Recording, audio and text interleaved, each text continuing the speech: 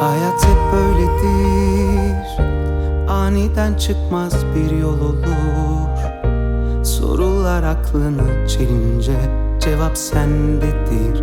Ararsan derinlerdedir. Hayat hep böyledir, aniden çıkmaz bir yol olur. Sorular aklını çelince cevap sendedir.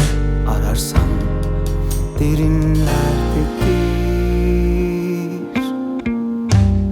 Çok uzaklarda bir yerlerde, belki bir masal ülkesinde, anahtarın olmasa da sen gir yine de.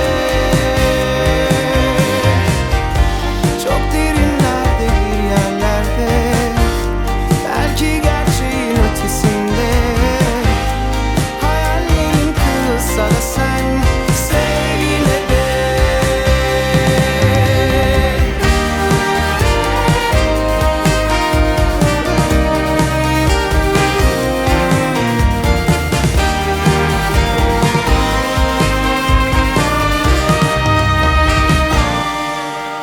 Hayat hep böyledir, aniden çıkmaz bir yol olur.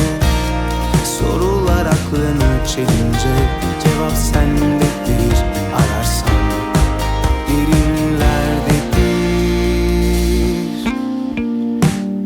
Çok uzaklarda bir yerlerde, belki bir masal ülkesinde, anahtarın olmasa da sen gir yine de.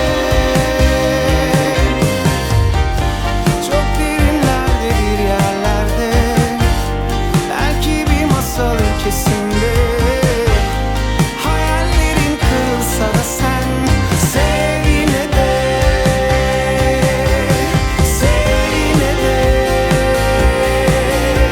Sev yine de. Hayat diz çöktürse de seni her gün,